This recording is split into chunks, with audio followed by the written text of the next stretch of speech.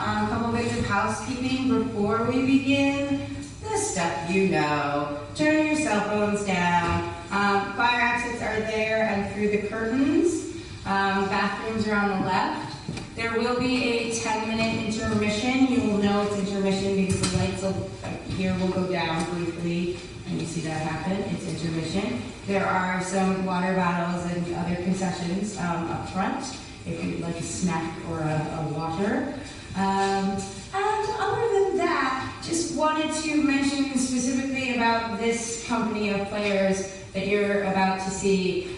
Brilliant actors, and not only that, they were an integral part of the creative process. Whether they lent props they created, whether they lent musical ideas, original guitar arrangements. Some of the underscoring that you'll hear came from one of our cast members, John Bradley.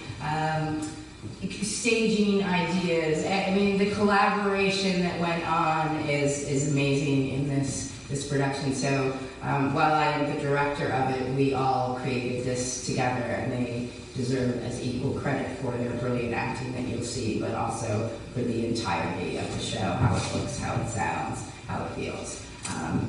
So props to them for their amazing, amazing work. And without further ado, William Shakespeare's Macbeth.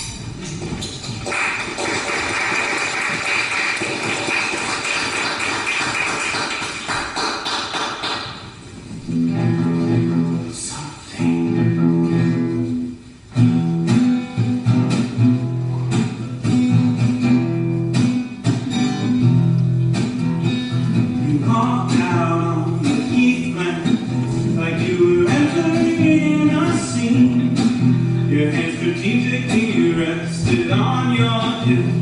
Your tongue was red and green. You had one eye on the mirror eyes. You watched yourself for a scene and looked at what could be called. Though you have to call, though you have to run, or so think. You probably think this play is about your soul thing.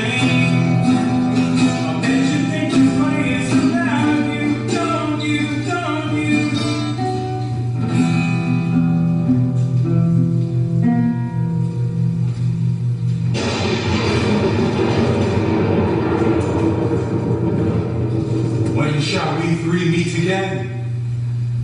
In thunder, in lightning, or in rain? When the hurly-burly sung, when the battle was lost and won, That'll be there to set the sun. Where the place? upon the heath, there to meet with Macbeth. I come, great Duncan. Catacombs, anon. Fair is foul, and foul is fair. Hover through the fog and filthy air.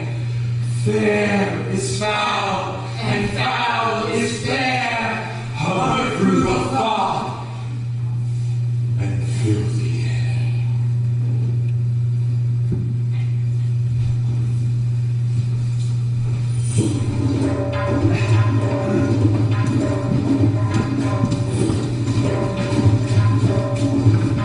What the bloody man is that?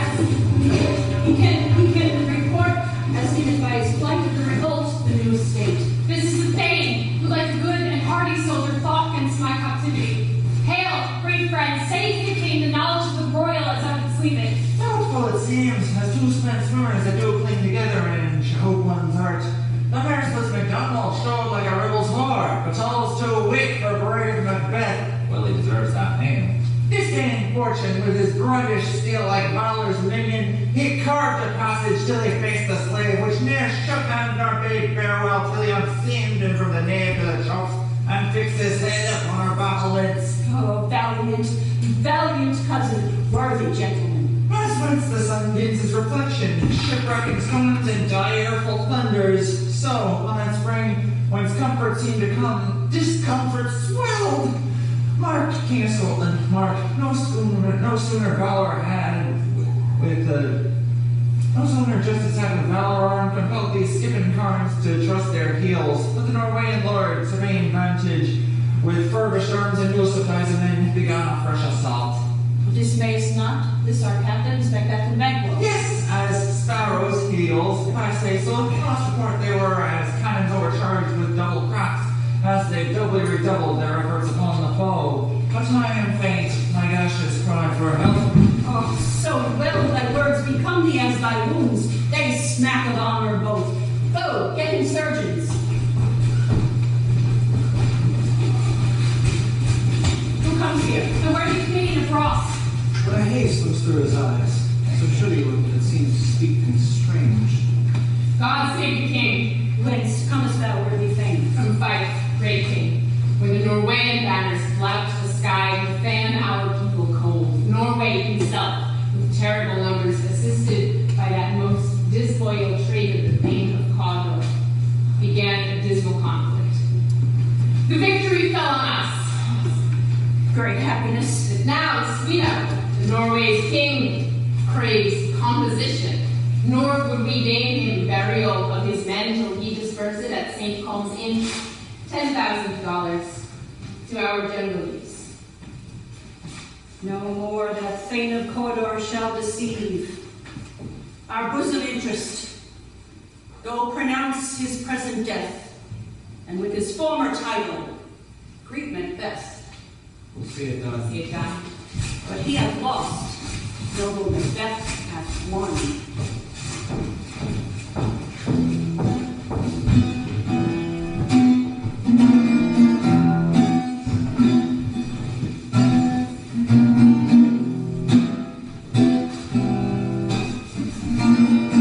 Where hast thou been, sister?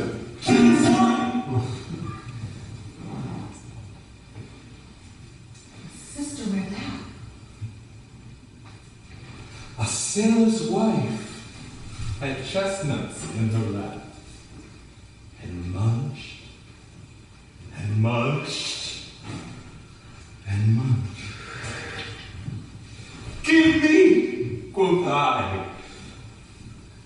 Roll thee, witch! The rump-fed run rise! Her husband, to Aleppo's gone, master of the tiger. But in the sea I'll thither sail, and like a rat without a tail, I'll do, and I'll do, and I'll do. I'll give you wings, oh, thou art kind. And I another! I, myself, have all the other, and the very ports they blow. All the quarters that they know in the shipman's car. I'll drain him dry as hay. Sleep shall neither night nor day hang upon his penthouse live. He shall live a man for thee. Weary Sinites, 9 times 9 shall he dwindle, peak and pine. Though his bark cannot be lost, yet it shall be tempest-tossed. Look what I have. Here, I have a gun. Wrapped as homeward he did come. A drum, Macbeth done come!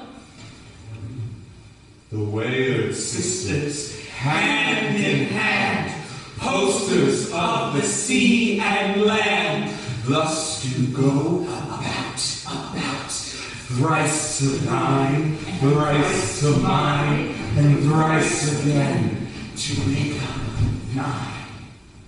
Peace, the charms wound up.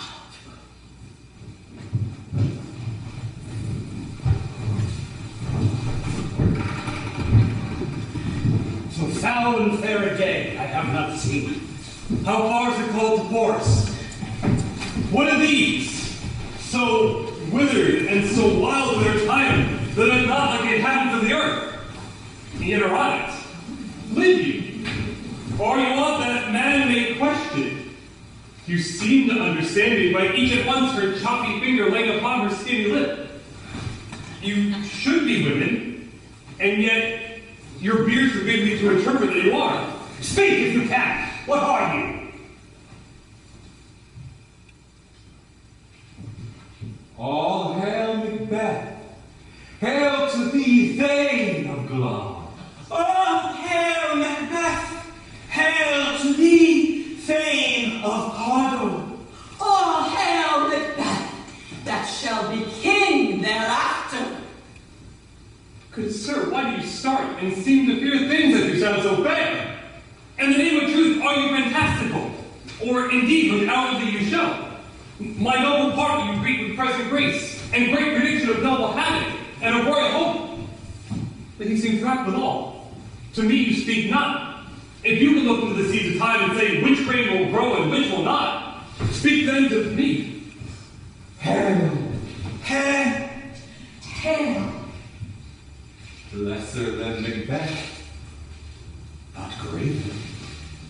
Not so happy, yet much happier. Thou shalt get kings, though thou be none. So all hail Macbeth and Banquo. Banquo and all. Stay, you imperfect speakers. Tell me more. By Simon's death, I know I'm Thane of Glove, but how of Cawdor? The Thane of Cawdor lives a prosperous gentleman, and to be king stands up within the prospect of belief. Say from whence you owe this strange intelligence. Or why upon this blasted heath you stop already with such prophetic breathing? Speak, I charge you. The earth has bubbles as the water has, and these are bubbles. Whither are they vanished? Into air. What seemed corporal melted. His breath into the wind. Were such things here as we do speak about? Or have we eaten upon the insane root that takes the reason prisoner? Your children shall be king. You shall be king. And Thane of Cawdor too. Wait it not so. To the self-same tune and words. Who's here?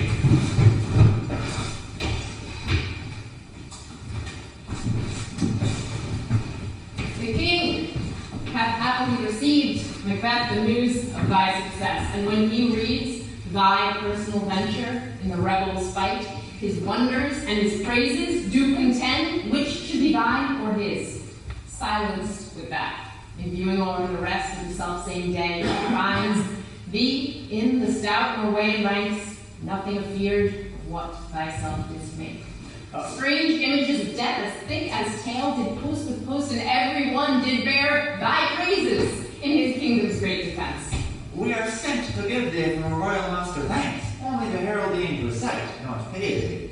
And for an earnest of a greater honor, he bade me from him call thee Thane of Cawdor. In which addition, hail, most worthy Thane, for it is thine. What can the devil speak true? The Thane of Cawdor lives. Why do you dress me in borrowed robes? So was the Thane lives yet. Whether he was combined with those in Norway, or did join the rebel with hidden help, I know not. But treason's capital confessed and proved, not overthrown him. Glamis and Thane of Cawdor. Greatest is behind. Thank you, gentlemen. Do you not hope your children shall be kings, when those that gave the Thane of Cawdor to me promised no less to them? That trusted hope might yet enkindle you into the crown, besides the Thane of Cawdor. And yet 'tis strange, and oftentimes to win us to our harm, the instruments of darkness tell us truths, win us with honest trifles, to betray us in deepest consequence. Cousins, a word, I pray. Two truths are told, as happy prologues to the swelling act of the imperial theme. I thank you, gentlemen. This supernatural soliciting cannot be ill, cannot be good. It is ill. Why have you given me earnest of success, commencing in the truth I am Thane of Cawdor? If good, why do I yield to that suggestion, whose horrid image doth unfix my hair, and make my seated heart knock at my ribs against all use of nature. Present fears are less than horrible imaginings. My thought, whose murder but yet is fantastical, shapes so my single state of man that function is smothered in surmise. And nothing is but what is not. Look how our partner's wrapped. If chance may have me king, chance may crown me without my stir. Of no honors from a pot of like our strange garments, cleave not to them all, but with aid of use. Come what come may, time and the hour of the roughest day. Worthy Macbeth, we stay upon your leisure. Give me your favor. My dull brain was wrought with things forgotten. Kind gentlemen, your pains are registered. Let us towards the king. Think on what hath chanced, and at some later time, the interval having waited, let us speak our free hearts each to other. Very gladly. Till then, enough. Come, friends.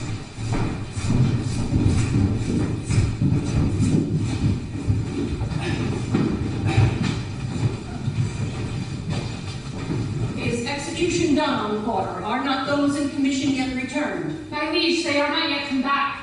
But I spoke with one that saw him die, that did repart very frankly. He confessed his treasons, implored your highness's pardon, and set forth a deep repentance. Nothing in his life became him like believing it. There's no art to find the mind's construction in the face. He was a gentleman on whom I placed an absolute trust. Worthiest cousin, the sin of my ingratitude was even now heavy on me. Thou art so far before that swiftest wing of recompense is slow to overtake thee. Would thou hadst been less deserved, that the proportion then of both thanks and payment might have been mine. Only I can say, more is thy due than more than all can pay. The service and the loyalty I owe, in doing it, pays itself. Your highness part is to receive our duties, and our duties are to your throne and state, children and servants, which do but what they should. Welcome hither. I have begun to plant thee, and I will labor to make thee full of growing. Noble Banquo, that is no less deserved. Let me enfold thee and hold thee to my heart. There I grow, the harvest is your own. My plenteous joys, wanton in fullness, seek to hide themselves in drops of sorrow. Sons, kinsmen, things. We will establish our estate upon our eldest Malcolm, whom we name hereafter the Prince of Cumberland. Hence our eagerness and bind us all further together. The rest is labor, which is not used for you. I'll be myself the harbinger, and make joyful the hearing of my wife with your approach. So humbly take my leave. My word of court. The Prince of Cumberland. That is a step on which I must fall down, or else go a leap, for in my way it lies. Stars, hide your fires. Let not light to my black and deep desires. True noble Banquo, he is full, so valiant, and in his commendations I am fed. It is a banquet to me. Let's after him, whose care has gone before, to bring us welcome. It is peerless kinsman.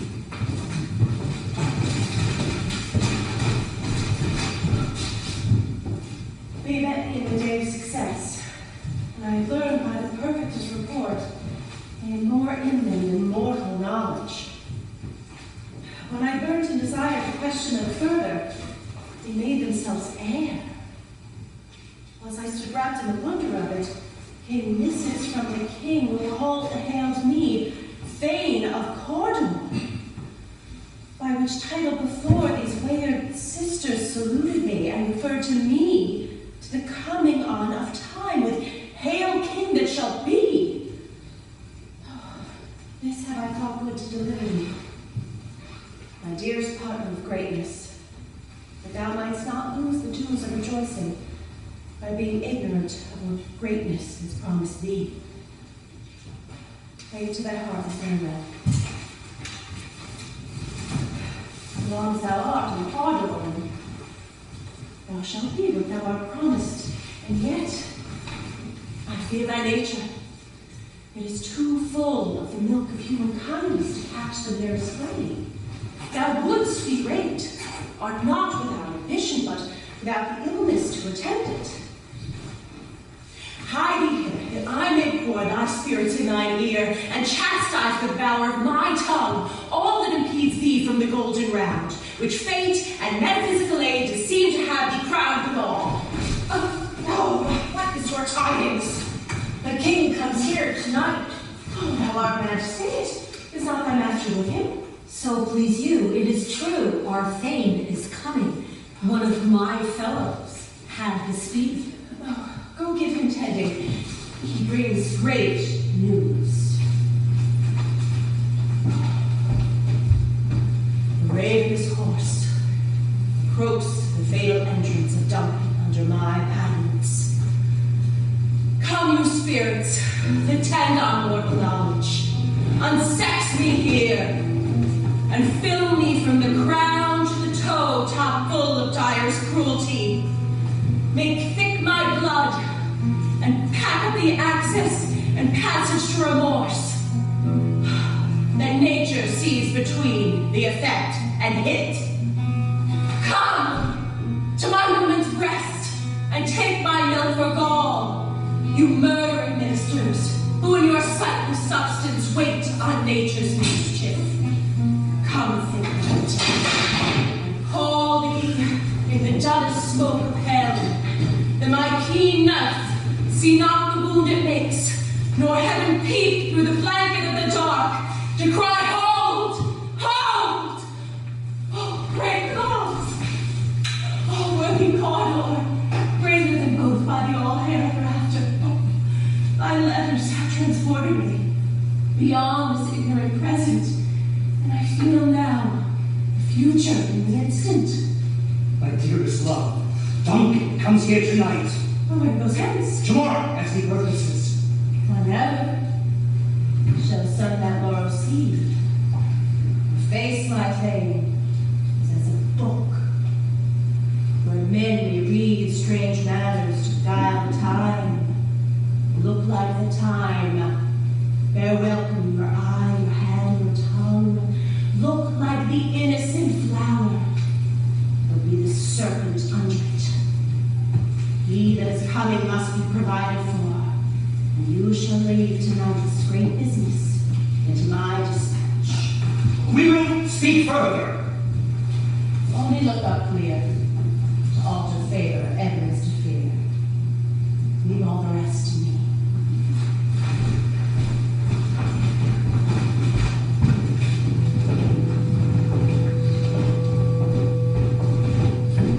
This castle hath a pleasant seat. The air nimbly and sweetly recommends itself unto our gentle senses. This guest of summer, the temple-haunting Martha, does approve my loved mansionry, for the heaven's breath smells fluently here. I have observed the air is delicate. See, our honored hostess, the love that follows us sometimes is our trouble, which still we thank as love. Hence, I teach you how you shall thank God illness for your pains, and thank us for your trouble. Our service at every point, twice done, and then done double, but poor and single business contend against those honors deep and broad, wherein your majesty loads our house.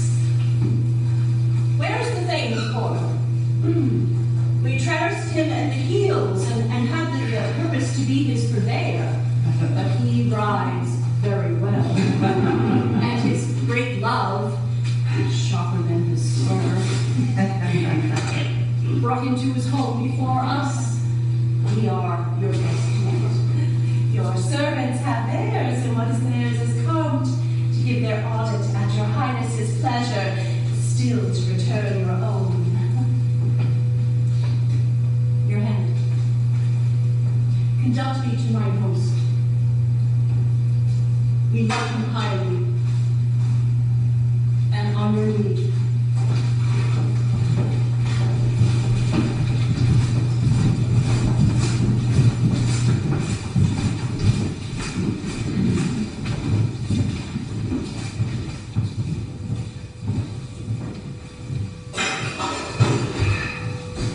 We're done when 'tis done.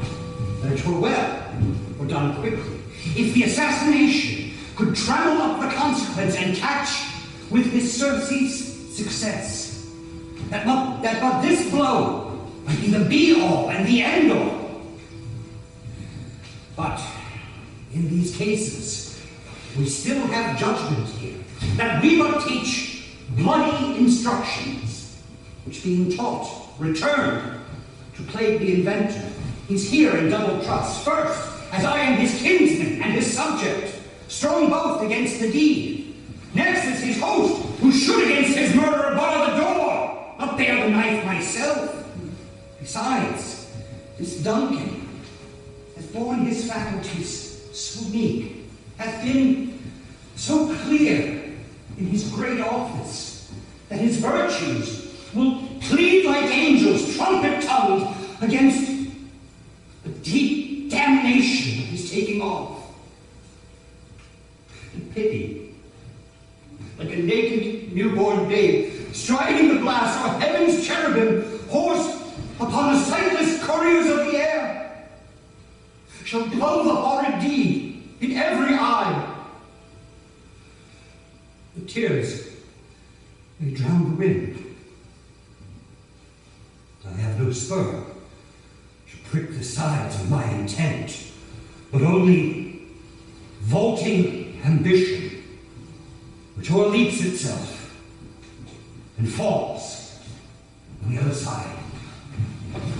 How now? What news? With almost such, why have you left the chamber?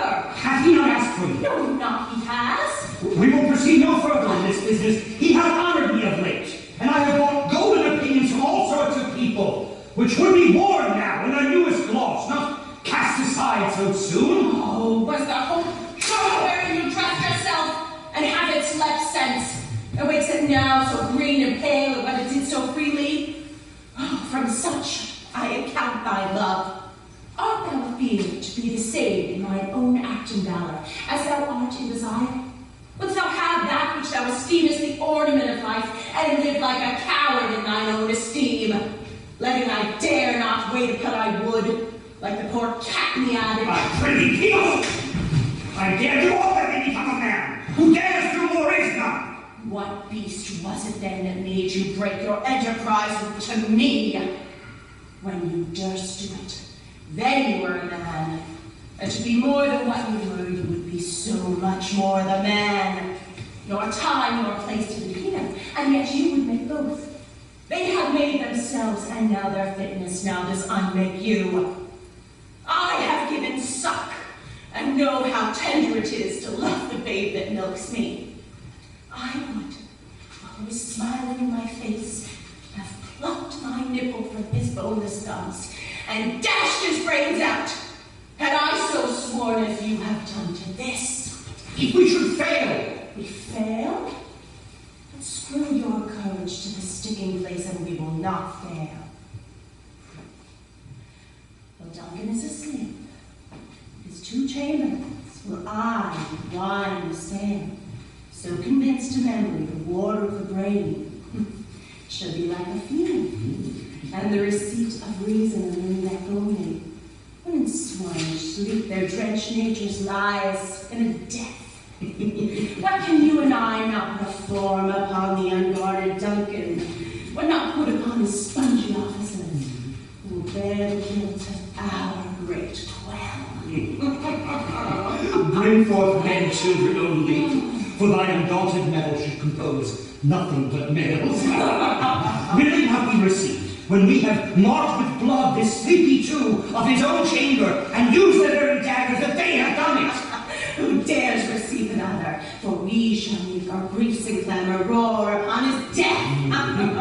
I am settled, and bend up each corporal agent to his terrible feet. Away, and mount the time with fair show.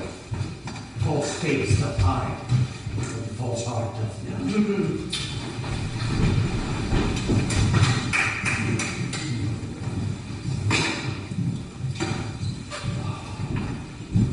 How goes the night, boy? And she goes down at 12. Hold my sword. There's husbandry in heaven. Their candles are all out. Aye. Take thee that too.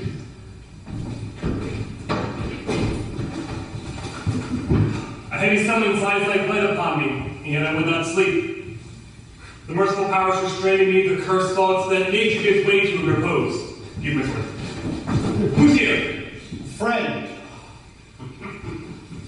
What, sir? I interest. The king's abed. He hath been an unusual pleasure.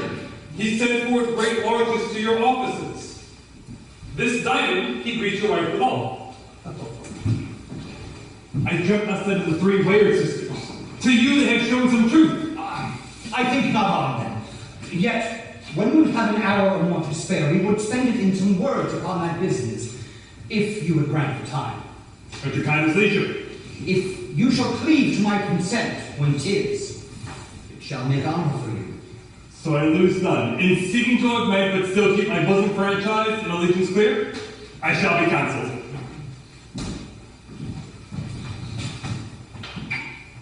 Good repose the while. Thanks, sir. Delight to you.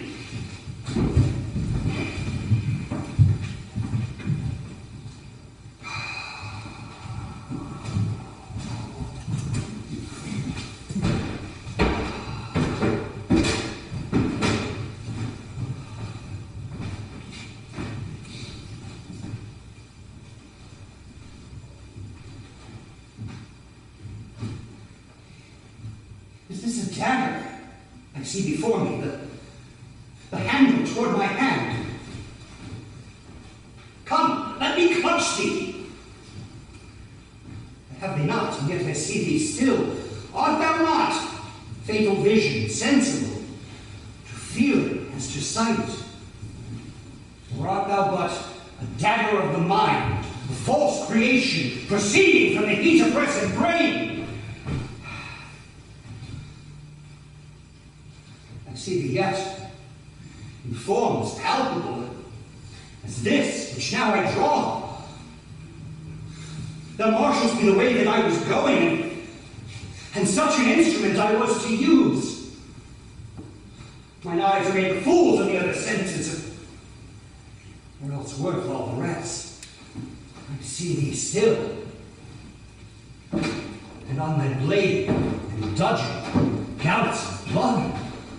Which was not so before. There's no such thing! It is the bloody business which informs such mine eyes.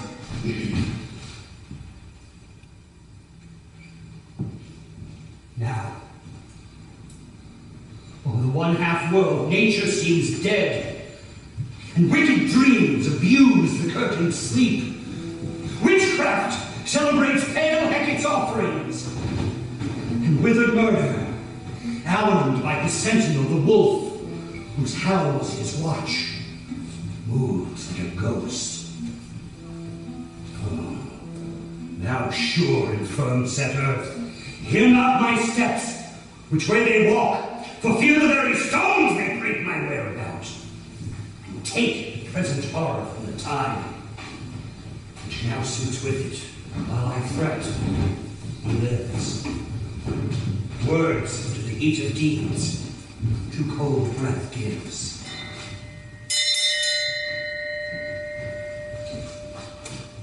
I go, and it is done. The bell invites me. Hear it not, Duncan, for it is a knell that summons thee to heaven or to hell? That which hath made them drunk hath made me bold.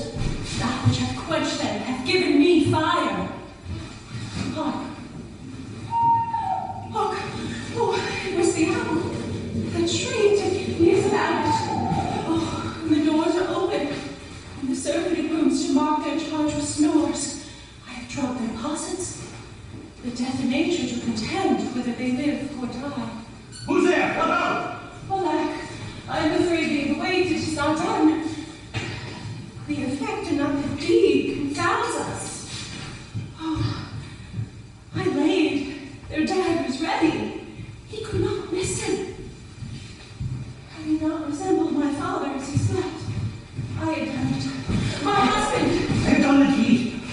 Did I not hear a noise? Oh, I heard the owl scream, the crickets cry. Did not you speak? When? Now. As I descended. I? Hark! What lies in the second chamber? Donalbain. Oh.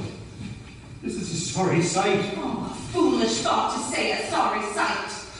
There's one did laugh in sleep, and one did cry more than they did wake each other. We stood and heard them, and they did say their prayers and address them again to sleep. There were two lodged together.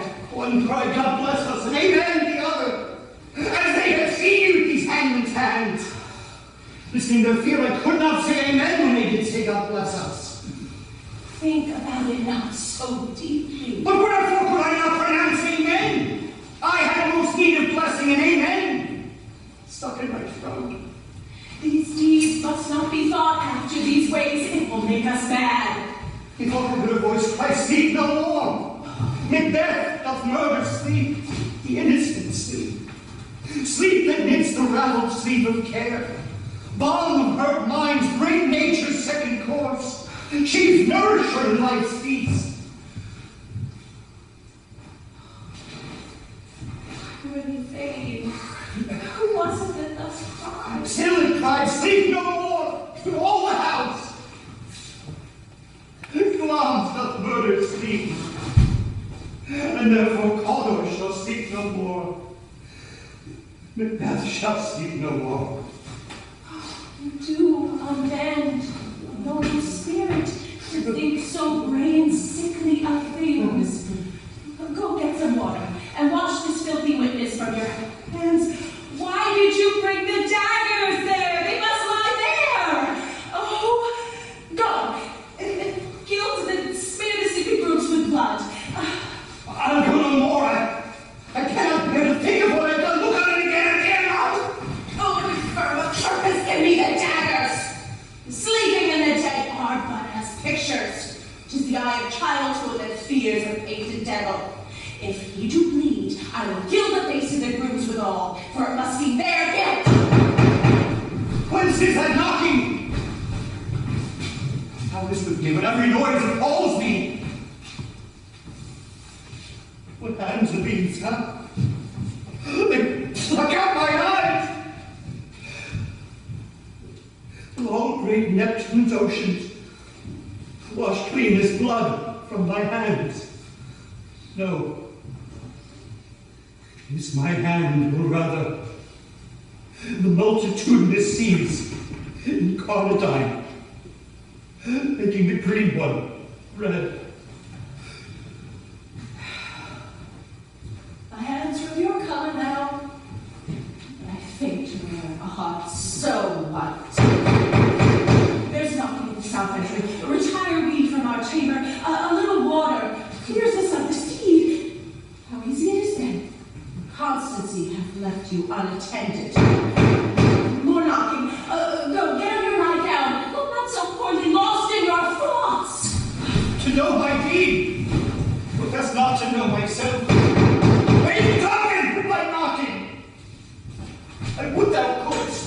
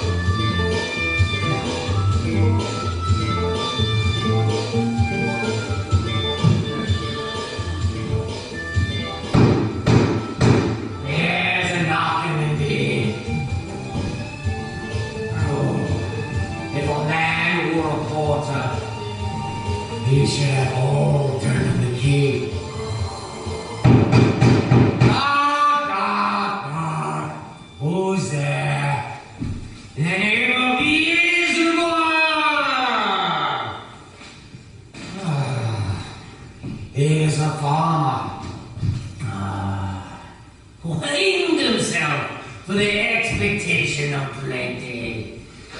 Oh, come in time. Have napkins and how about you? And you sweat for it.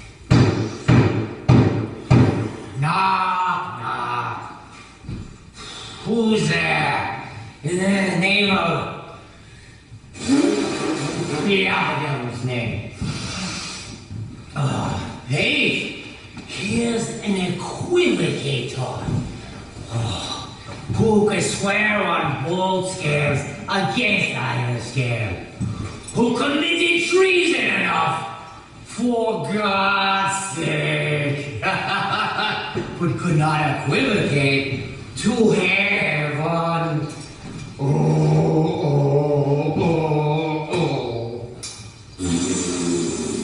Come in, equivocate. Knock, knock. Who's there? Oh, an English tailor. Come hither. Who's stealing out of a French horse? Come in, tailor. Here you can roast your horse. Knock, never in quiet. What are you?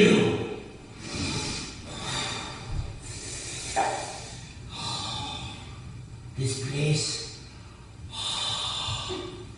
is too cold, man.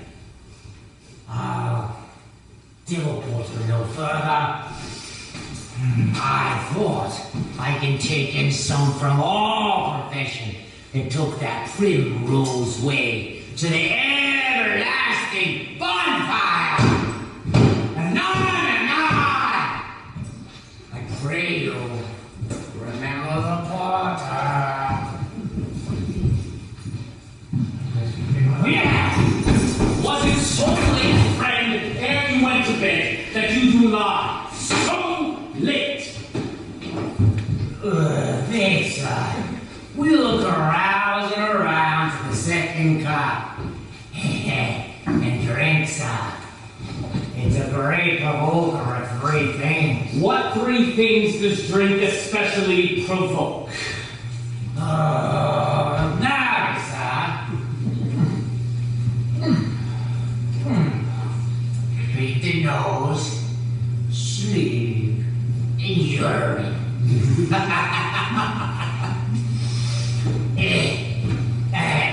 Lecture, sir. It provokes, and unprovoked provokes the desire. But it takes away the performance. But therefore, with much strength, it is said to be the equivocator for lecturing. It makes him, and it mars him. It sets him on, and it takes him off. It persuades him, and it disheartens him, and it makes him stand true, and not stand true. In conclusion, it equivocates him into a snake, giving him the lie. Later. I believe Drink gave thee the lie last night. That it is, in the very throat of me. But I require him. There I may have been too strong to pull out my legs sometimes. I made a shift to cast him. Is thy master stirring? Our knocking at the way to here he comes.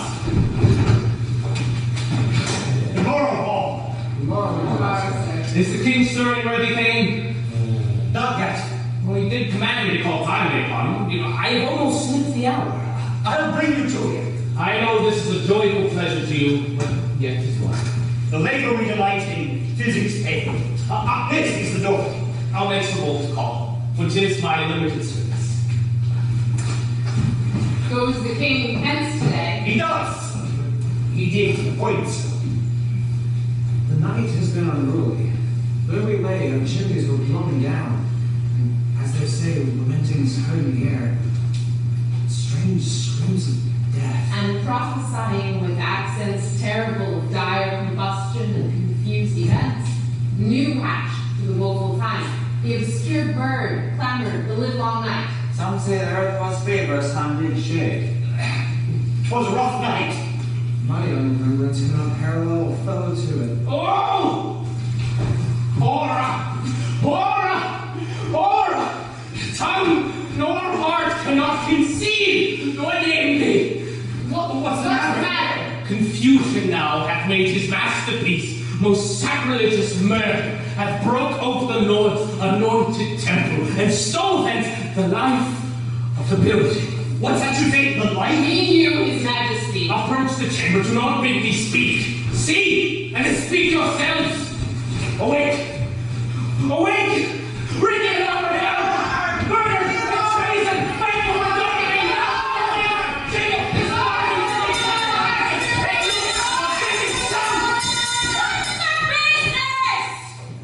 Oh, such a hideous trumpet calls to parley, the sleepers of his house. Speak! Speak! Oh, gentle lady, 'tis not for you to hear what I can speak. The repetition in a woman's ear would murder as it befell. Oh, Banquo! Banquo! Our royal master's murdered. Woe, alas, what in our house? Too cruel anywhere!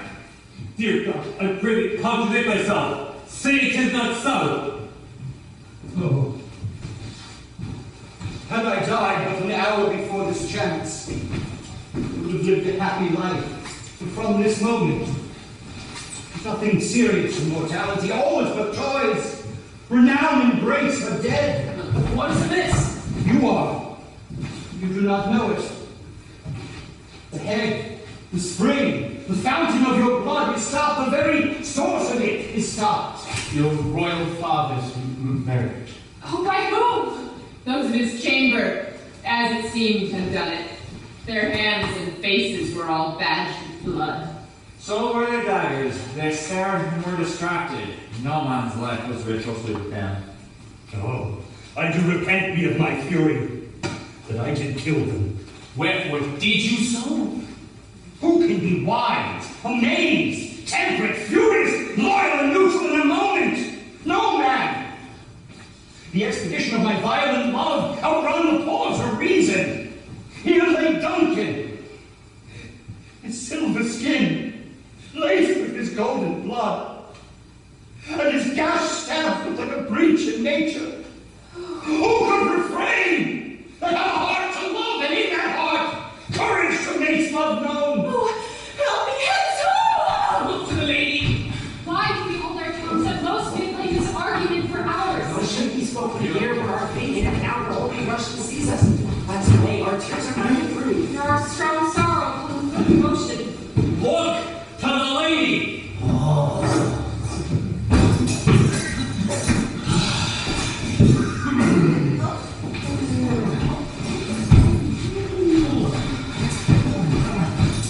And when we have our naked frailties hid and suffering exposure, let us meet and question this most bloody piece of work to know it further.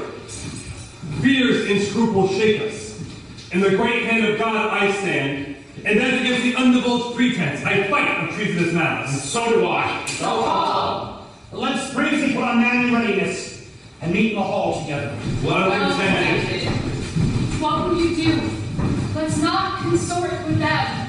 To show an unfelt sorrow is an office which the false man does easy.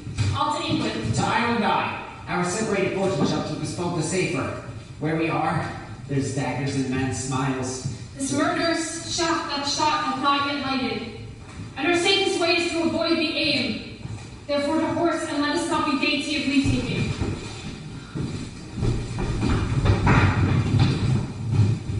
Once you are in pen, I can remember well. Within the volume of which time, I've seen hours dreadful and things strange. The sore night of trifle fallen noise, good Lord. Thou seest the heavens as troubled with man's act threaten his bloody stage. By the clock 'tis day, and yet dark night strangles the traveling lamp. Is it night's predominance, or the day's shame that darkness doth the face of earth entomb when living light should kiss it? 'Tis unnatural, like the deed that's done. On Tuesday last, a falcon down in a private place spent mousing out hawked at, killed. And Duncan's horses, a thing most strange and certain, broke their stalls, turned wild in nature, flung out, contending against obedience as they would make war with mankind. 'Tis so they ate each other. They did so, to the amazement of mine eyes that looked upon it. Here comes the good Macduff. How goes the world, sir, now? Why, see you not? It's known who did this more than bloody deed. Those that Macbeth hath slain. Alas the day, what good could they pretend? They was suborned. Malcolm and Donalbain, the king's two sons, are stolen away and fled, which puts upon them suspicion of the deed. And 'tis most like the sovereignty will fall upon Macbeth. Oh, he is already named and gone to Scotland to be invested. Will you just go? No, cousin. I'll to fight. Well, I will with it. Well, may you see things well done there. Adieu. Lest our old roads sit easier than our new.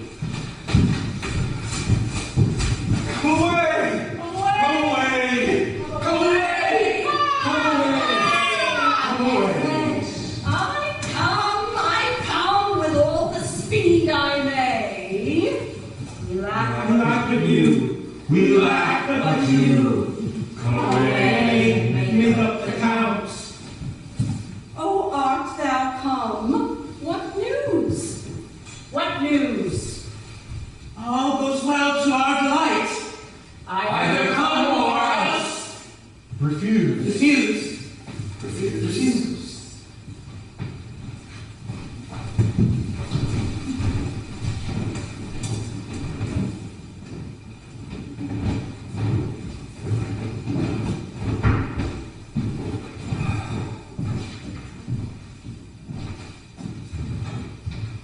Thou hast it now. King, Coro, Glamis, all as the weird women promised. And I fear thou playest most valley for it. Yet it was said it should not stand in thy posterity, but I myself should be the root and father of many kings. If there come truth from them, as upon thee, Macbeth, their speeches shine and set me up in hope. But hush no more. Here's our chief guest. If he had been forgotten, it had been a gap at our great feast, and all things unbecoming. Tonight, we hold a solemn supper, sir.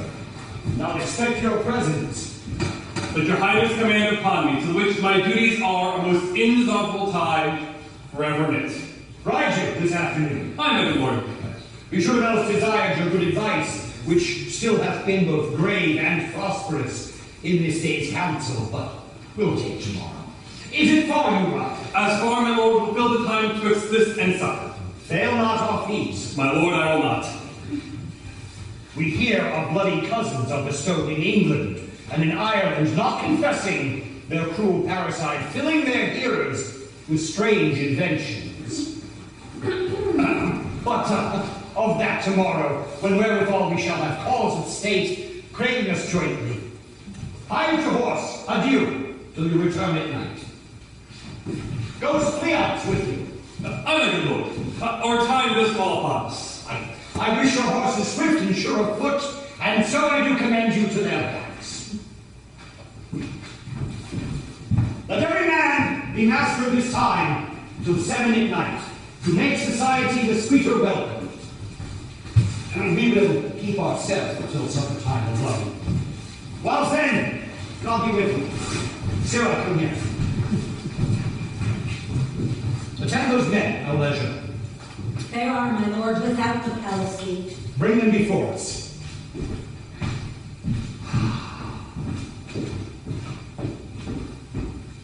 To be thus is nothing but to be safely thus. Our fears in Banquo stick deep, and in his royalty of nature reigns that which would be feared. 'Tis much he dares, and in that dauntless temper of his mind, he hath a wisdom that doth guide his valor to act in safety. There is none but he, whose being I do fear, and under him my genius is rebuked. He chid the sisters when first they put the name of king upon me, and bade them speak to him.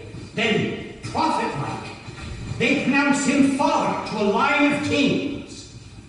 Upon my head they placed a fruitless crown, no son of mine succeeding.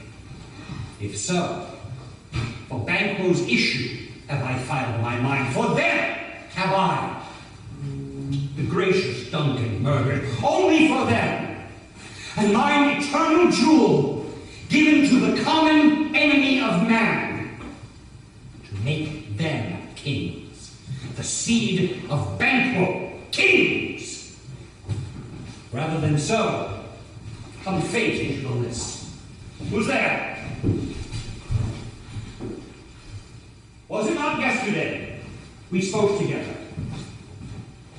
It was, so please your highness. Well then now, have you considered of my speeches? Know that it was he in the olden times who held you so under fortune, which you thought had been our innocent self. This I made good to you in our first meeting, how you were borne in hand, how crossed the instruments who wrought with them, and all things else which might to have a soul or to a notion praise, say thus did Banquo. You made it known to us. I did, and went further, which is now our point of second meeting. Do you find your patience so predominant in your nature that you can let this go? We are men, my liege. Aye. In the catalogue he goes for men. It's hounds, greyhounds, mongrels, spaniels, curs. Now, if you have a station in the fire, not in the worst rank of manhood, say it.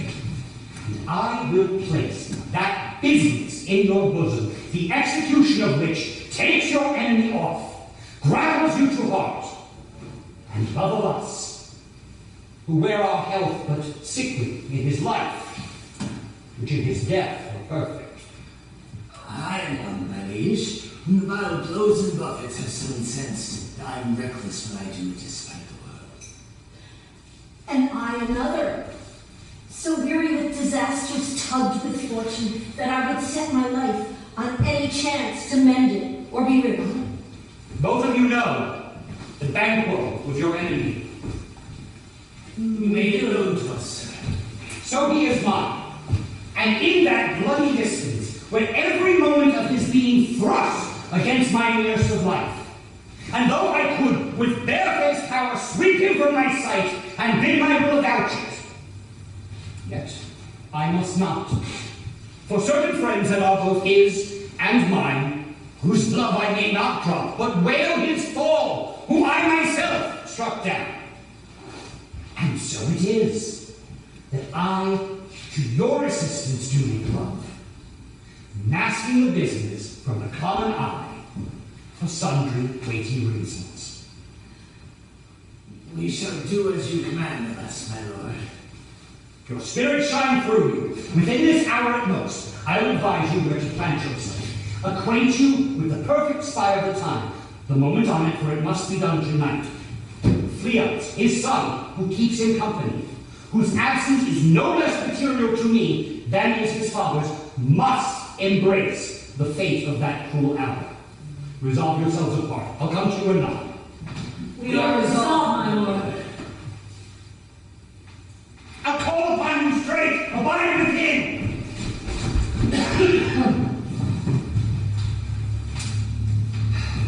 It is completed. Banquo, thy soul's flight, if it find heaven, must find it out tonight.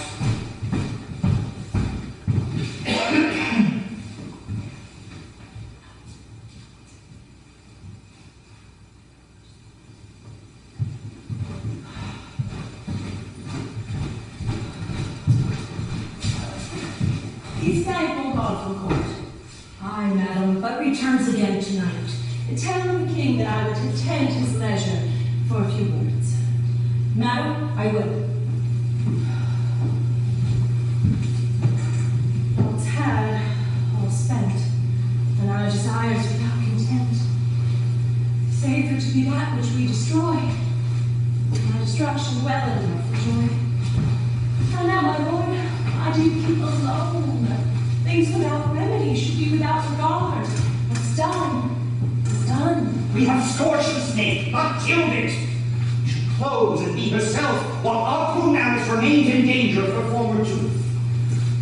Yet let the world suffer, both the worlds suffer. Let it be with the dead, whom we, to gain our peace, have sent to peace, and on the torture of the mind to lie in restless ecstasy. Duncan is in his grave. After life's fitful fever, he sleeps well. Treason has done its worst. Come on, gentle my lord. Be bright and jovial with your guest tonight. So I shall love, and so I pray with you. Let your remembrance apply to Banquo. Give him eminence both with eye and tongue. Safe the while that we must lay our honors in these flattering streams and make our faces visitors of our hearts, disguising what they are. You must leave this. Full of scorpions is my mind, dear wife. You know that Banquo and his Fleance live. But in them, nature's copy, not a turn. There is comfort yet. They are assailable. Be thou jocund, and the bastard flown, I shall be done a deed of dreadful note. What's to be done? Be ignorant of the knowledge, dearest Jock, till thou applaud the deed. Light thickens, and the crow makes wing to the rooky wood. Good things of day begin to droop and drowse, while night's black agents their praise do rounds. Thou marvelst at my words, but hold thee still. Things bad begun, being strong themselves by guilt. So prithee, go with me.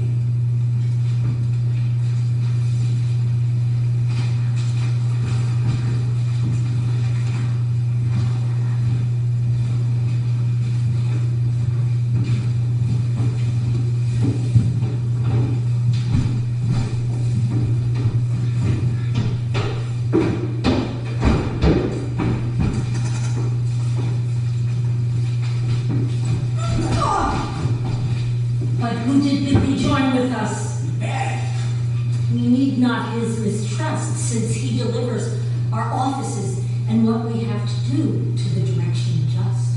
Then stand with me. The West check limits for some streaks of day. Now spurs the limited traveler apace to gain the timely in and near approaches to the subject of our watch.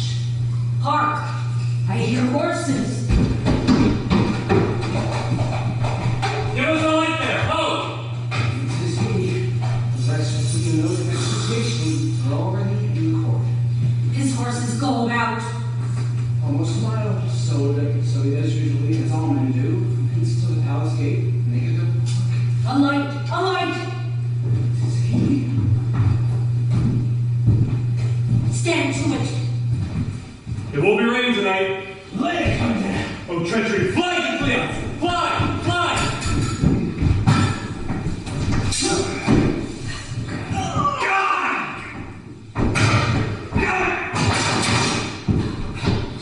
Found his revenge! Oh,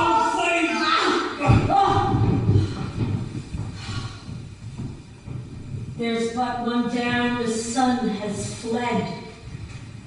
We lost the best half of our fare. Well, let's away and say what has been done.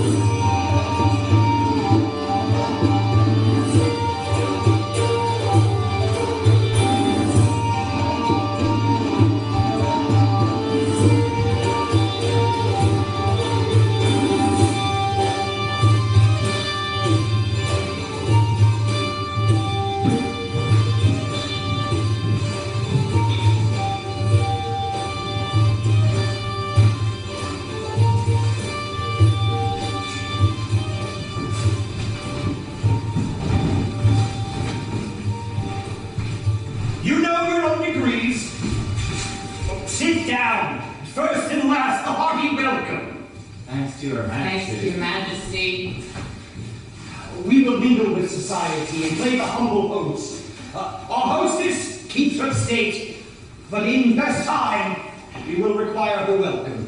Pronounce it for me, sir, and to all our guests. For my heart speaks, they are welcome. See, they encounter thee with their hearts' thanks. Both sides are even.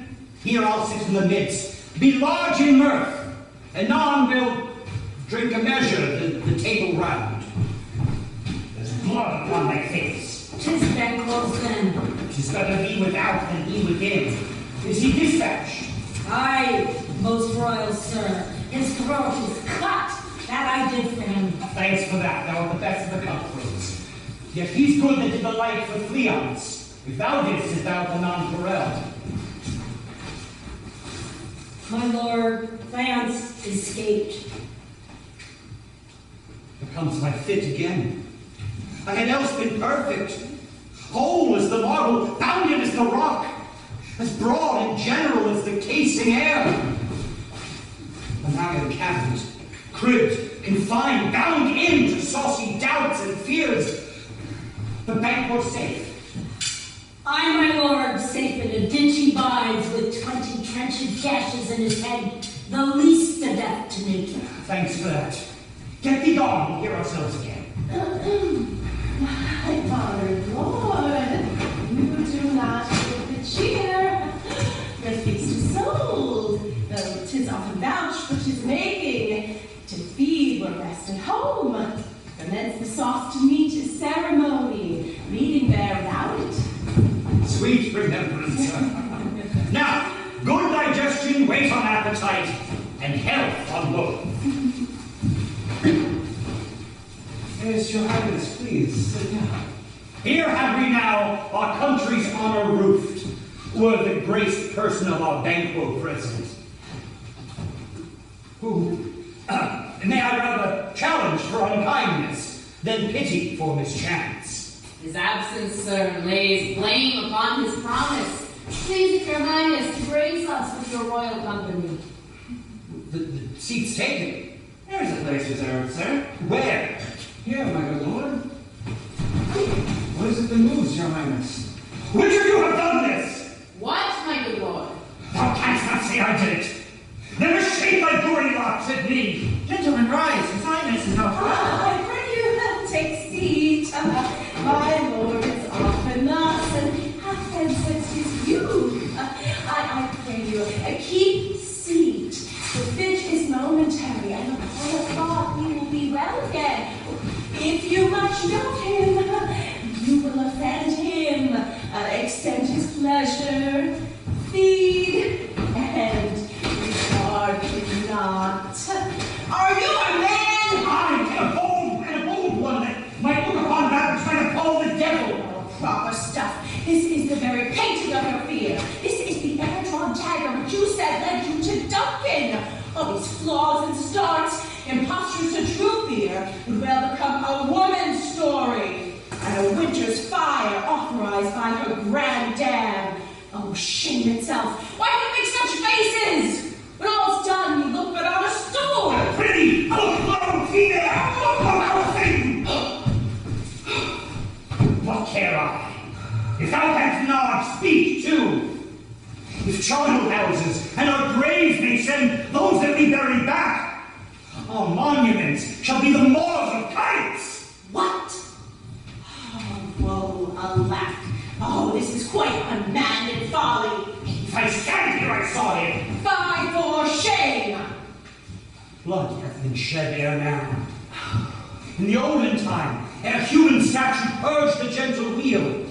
Aye, and since too, murders have been performed too terrible for the ear. Time has been that when the brains were out, the man would die and there an end. Now they rise again with 20 mortal murders on their crowns and push us from our stools. This is more strange than such a murder is.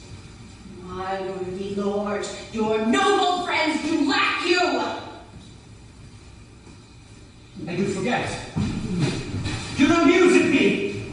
my worthy friends, I have a strange affliction which is nothing to those who know me. Come, let's sit down. I'll sit with you. Give me some wine, feel full. I drink to the general joy of the whole table. And to our dear friend Banquo, whom we miss. Would he were here. To all, and him we thirst, and all to all. Our duty is at the pledge. What is with my sight? Let the earth hide thee. Thy blood is cold, thy bones are narrowness. Thou hast no speculation in those eyes which thou dost flare with. Think of this, good friends, as the custom. 'Tis no other, only it spoils the pleasure of the time. What dare I? What man dare I dare? Approach thou like a rugged Russian bear. Take any shape but that, and my sure nerves will never tremble. Will be alive again, and carry to the desert with thy sword. Trembling I inhabit, protest me, the baby of a girl, hence, horrible shadow, on your mockery, hence!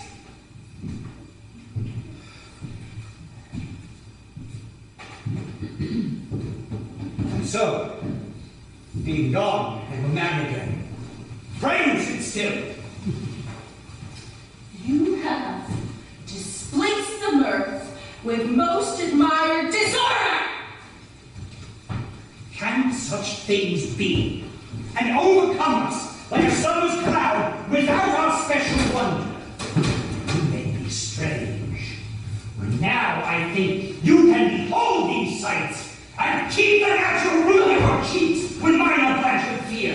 What sights, my lord? I pray you, speak not. He grows worse and worse. Question enrages him at once good night. Stand not on the order of your going, but go, please. Good night, and may better health attend His Majesty. A kind good night to all. It will have blood, they say. Blood will have blood. All understood relations have magpies and choughs and rooks brought forth the secretest man of blood. What is the night? Almost at odds with morning. Which is which? How say you that Macduff denies his presence at our great bidding? Did you send for him, sir? I hear it by the way, but I will send. There's not a one of them in here, but in his house I keep a servant feed. I will tomorrow, and betimes I will. The way of sisters, more shall they speak. For I am bent to know, by the worst means, the worst, for mine own good, all causes shall give way. I am in blood stepped so far that, should I wade no more, returning were as tedious as go o'er. Back the season of all nature's sleep. Come, let's to sleep. My strange and self-abuse is the initiate fear that wants our use. We are yet but young, indeed.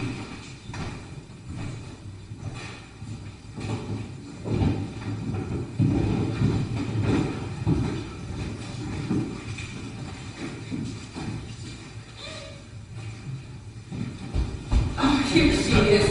Oh.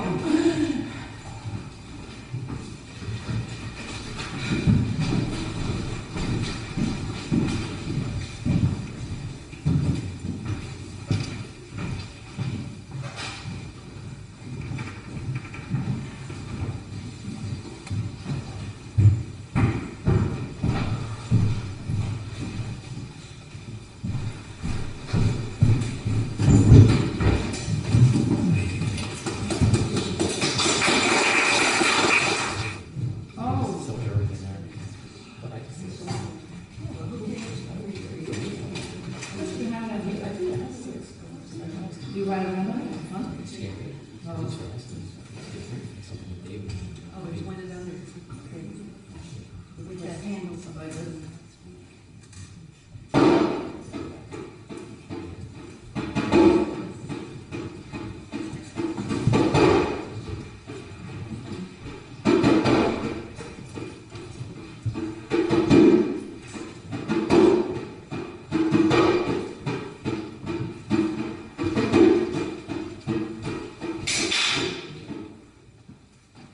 Black spirits and white, red spirits and gray. Mingle, mingle, mingle, you that mingle may. Here is blood of a bat. Oh, put in that, oh, put in that.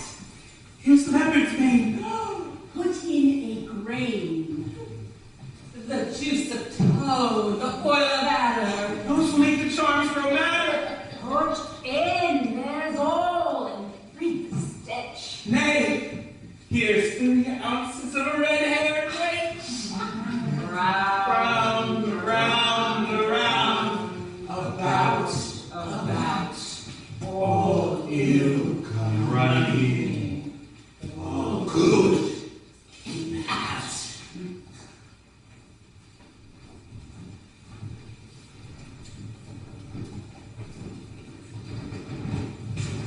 All the speeches of the day pleased me strangely, boy. Gracious Duncan was paid of it that Mary he was dead. Right by him back with Banquo, walked too late. Fleance fled. And then it's not a walk too late. Who cannot remember God how monstrous it was when Malcolm and Donalbain killed their gracious father. Damned fact. Had it grieved Macbeth, did not straight and pious rage the two delinquents' tale? Is not that nobly done? Aye, wisely too. Peace, or from broad words, because he failed his presence at the tyrant's feast, and here Macduff lives in disgrace. Sir, can you tell me where he bestows himself? The son of Duncan, from whom this tyrant holds the dew of earth, lives in the English court and is received the most pious Edward with such grace, with the malevolence of fortune, nothing takes from his higher staff. Thither Macduff is gone to pray the holy king upon his aid to wake Northumberland, and warlike Seward, that by the help of these we may again give to our stables sleep to our knights, all which we pine for now in this report hath so exasperate our king, that he prepares for some attempt of war. Some holy angel fly to the court of England.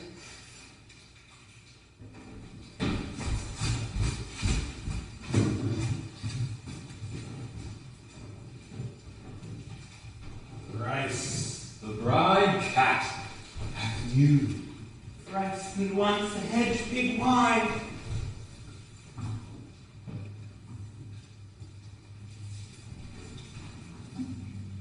Harper cries, 'tis time, 'tis time. Round about the cauldron go, in the poison entrails throw. Toad, that on the cold stone, days and nights has 31. Sweltered venom, sleeping Dutch, boil thou first into the charmed pot.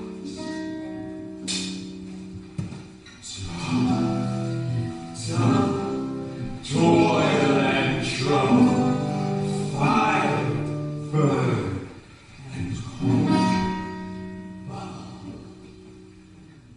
Fillet of a fenny snake, in the cauldron boil and bake. Eye of newt and toe of frog, wool of bat and tongue of dog, adder's fork and blindworm's sting, lizard's leg and owlet's wing. For a charm, powerful trouble, like a hell broth,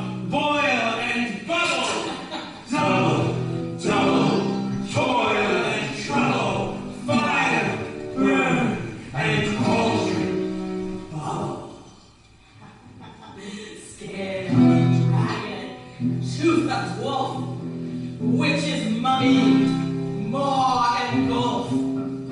Of the raven, salt sea shark, root of hemlock, dig in the dark, nose of Turk, and tiger's lips, finger of a bird strangled babe, dish delivered by a crab, and there too a tiger's children, or the ingredients of our cauldron.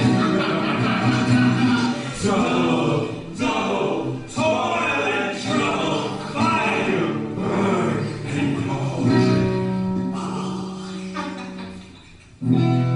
Cool it with the baboon's blood, then the charm is firm and good.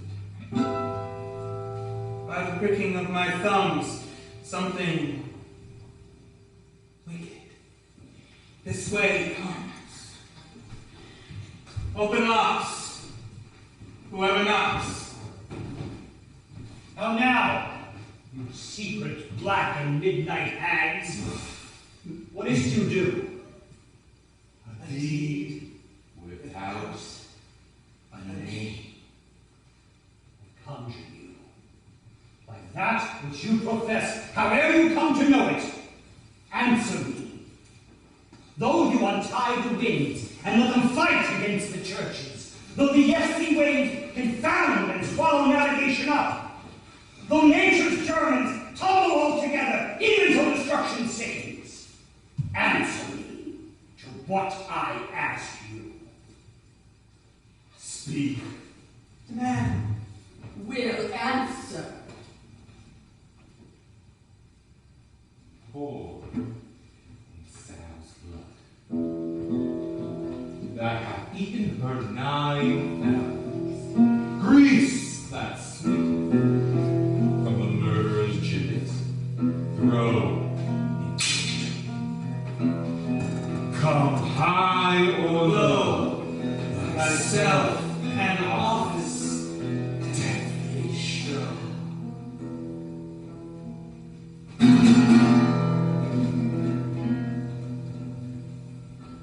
Tell me, thou unknown power, he knows thy thoughts. Hear his speech, but say thou not.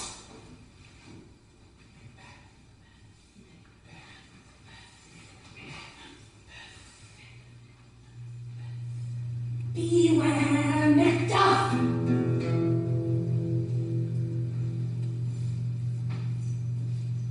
Beware the Thane of Fife!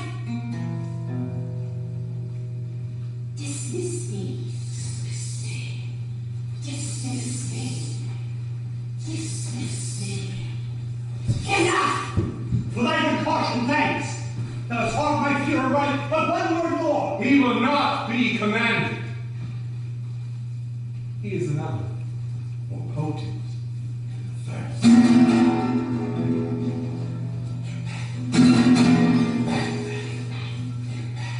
Had I 3 ears, I'd hear thee.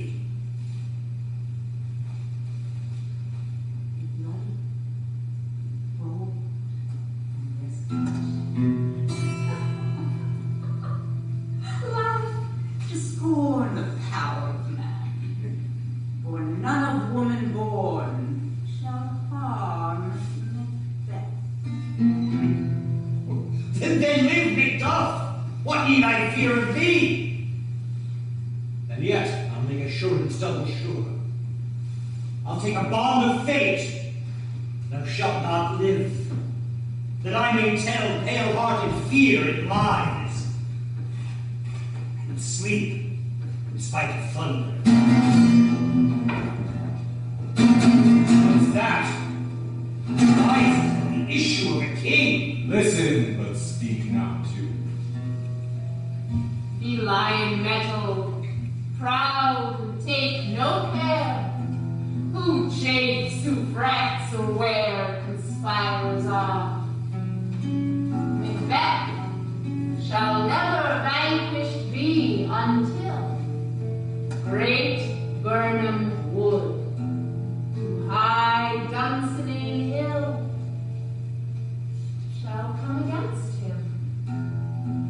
That shall never be. Who can impress the forest, bid the tree unfix its earthbound root? And my heart throbs to know one thing. Tell me, if your art can tell so much, shall Banquo's issue ever reign in this kingdom? Seek to know no more. I will be satisfied. Deny me this, and an eternal curse fall upon you. Let me know. What seems that cauldron? What noise is this? Show. Show his eyes and grieve his heart. Come like shadows, so depart. Thou art too like the spirit of Banquo. Down! Thy crown sears my eyeballs. Filthy hags, why do you show me this? Now I see 'tis true. For the blood bolt in Banquo smiles upon me.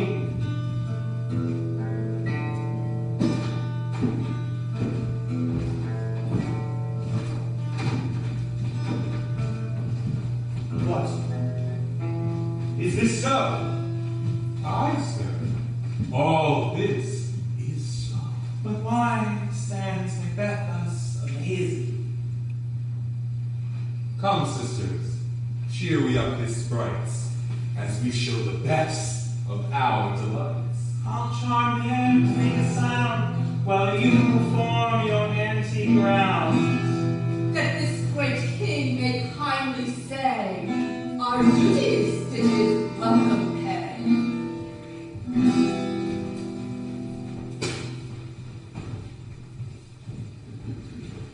Where are they? Gone! Let this pernicious hour stand I accursed in the calendar. Come in, without there. What's your grace's will? Saw you the way of sisters. No, my lord. Came in on by you. No, indeed, my lord. Thank you, the air on which they ride. And damn those that trust them.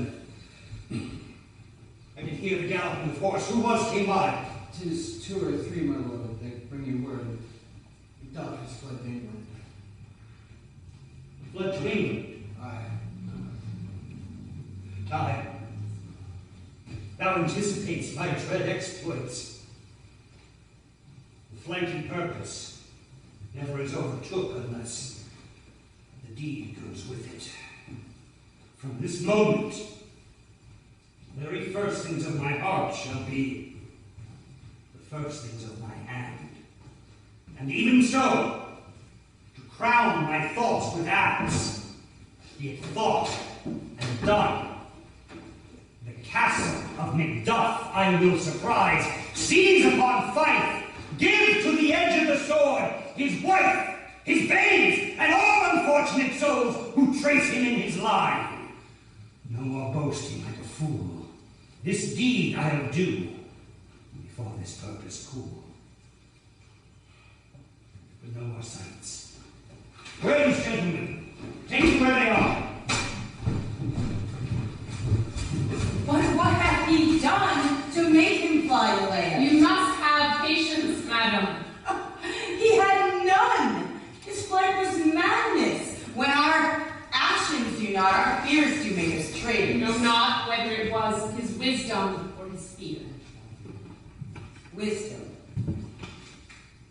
To leave his wife, his babes, his mansion, and his titles in a place from whence himself doth fly? He loves us not. He wants the natural touch. For the poor wren, the most diminutive of birds, will fight her young ones in her nest against the owl. All is the fear. Nothing is the love. For the flight doth run against all reason. My dearest cousin, I pray you, school yourself. But for your husband, he is wise, noble, judicious, and best knows the fits of the season. I dare not speak much further. Cruel are the times when we are traitors and do not know ourselves, when we hold rumor from what we fear, but know not what we fear, but float upon a wild and violent sea, each way and move. I take my leave of you. Shall not be long, but I'll be here again. Things of their worst will cease, or else climb upwards to what they were before, my pretty cousin. Blessings upon you.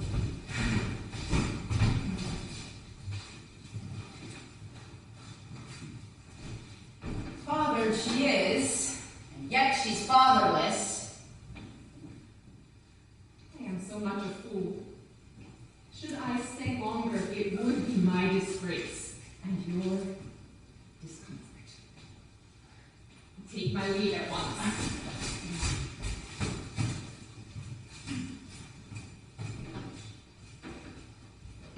Your father's dead. And what wilt thou do now? How wilt thou live?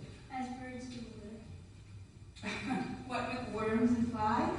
With what I get, I need it, so do Oh, poor bird, thou never did fear the net nor line, the pitfall nor the chin. Why should I bother? Poor birds are not set for. My father is not dead, father's dead. Yes, he is dead. And what wilt thou do for a father? Nay, how thou do for a husband? I can buy you 20 at any market. And you'll buy myself again. No, thou speaks with all thy wit, and yet in faith with wit enough for thee. Was my father a traitor, mother? Aye, that he was. What is a traitor? Why, one that swears and lies. And be all traitors that do so. Everyone that does so is a traitor and must be hanged. And must I be all the hang that swear and lie? Everyone. Who must hang them? Why, the honest men. Then the liars and swears are fools. For there are liars and swears enow to beat the honest men and hang them. Now, God help thee, poor monkey. But what wilt thou do for a father? If you were dead, you'd be traitor. If you were not, to his side, I should believe you have a new father. Oh, poor prattler, how that talks. Bless you, fair dame. I'm not to know, though in your seat of honor I am perfect. I found some dangers approaching near me. If you will take a homely man's advice, be not found here, hence with your little one. To frighten you thus with things I am too savage. To do worse to you with cruelty, which is too nigh your person. Heaven preserve me.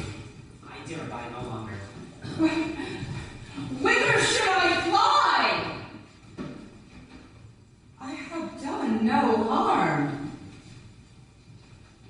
But now I remember, to do harm is often laudable, to do good sometime accounted dangerous folly.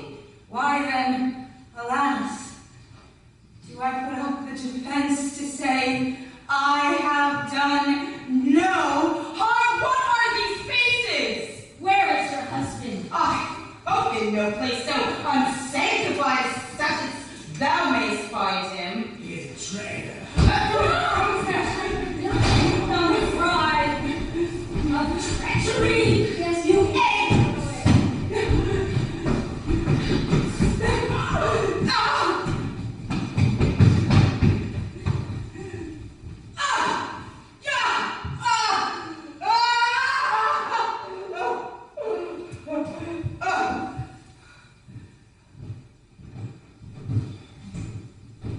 Let us seek out some desolate shade, and there weep our sad bosoms empty. Let us rather hold fast the mortal sword, and like good men bestride our downfall and birth them. Each new morn, new widows howl, new orphans cry, new sorrows strike heaven on the face that it resounds as if it felt with Scotland and yelled out like still a beloved lord.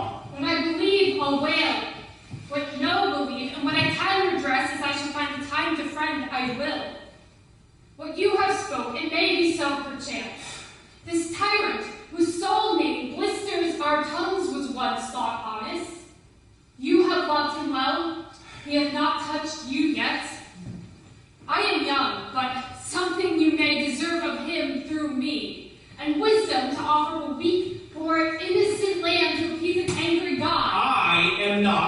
treacherous. But Macbeth is. A good and virtuous nature may recoil in an imperial charge. I have lost But I shall crave your pardon. That which you are my thoughts cannot transpose. Angels are bright still, though the brightest fell. Though all things foul would wear the brows of grace, yet grace must still look so. Perchance even there where I did find my doubts. Why, in that rawness, left you wife and child? Those precious motives, those strong acts of love without leave-taking. I pray you, let not my jealousies be your dishonors, but my own safeties. Make me right and just, whatever I shall think. Fare thee well, Lord. I would not be the villain thou thinkest, for the whole space in the tyrant's grasp, and the rich east to boot. Be not offended. I speak not as an absolute fear of you.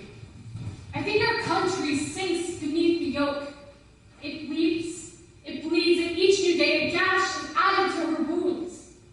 I think with all their moving hands uplifted in my right, and here, from gracious England, have I offered of goodly thousands.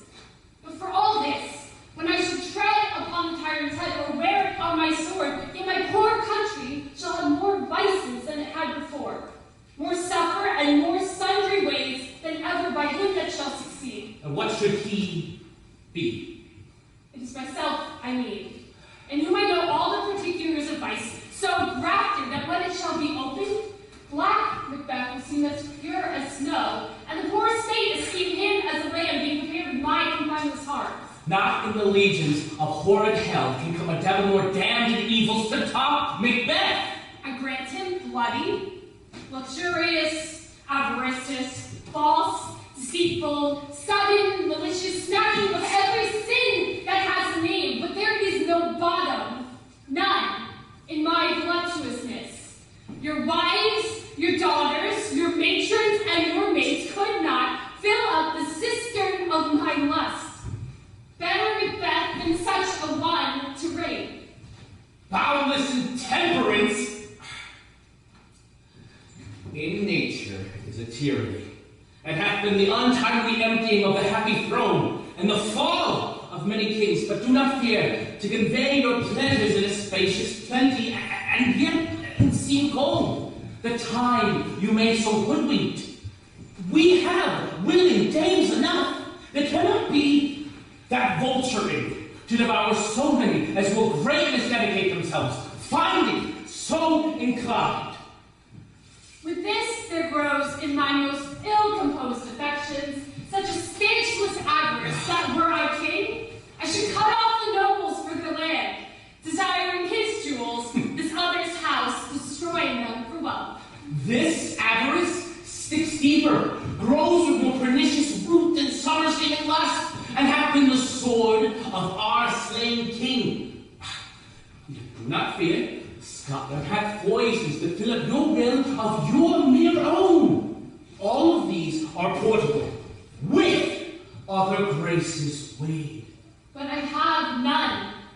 The king becoming graces, as justice, verity, temperance, stableness, devotion, patience, courage, fortitude.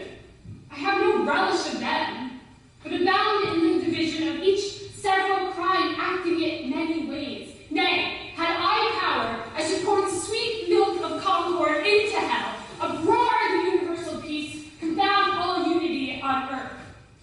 Oh, Scotland. Scotland. If such a one be fit to govern, speak, and as I have spoken. Fit to govern? No, not to live. Oh, nation miserable, with an untitled tyrant, bloody scepter, when shalt I see thy wholesome days again? Thy royal father was a most sainted king. The queen I bore thee oftener on her knees than on her feet died every day she lived. Anyway, the evils that repeatest upon thyself have banished me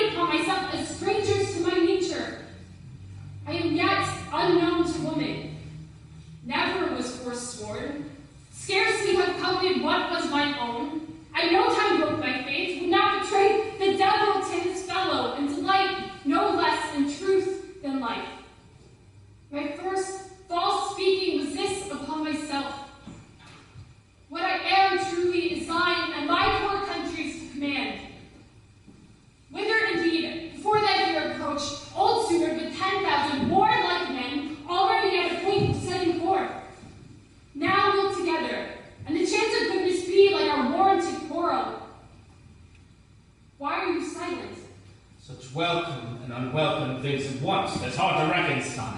Well, more none. See, who comes here? Oh, My countrymen, but yet I know them not. my ever gentle cousin. Welcome to the... I know him now. God the times to move the means that make us strangers. Sir, amen. Stand Scotland where it did. Alas, poor country.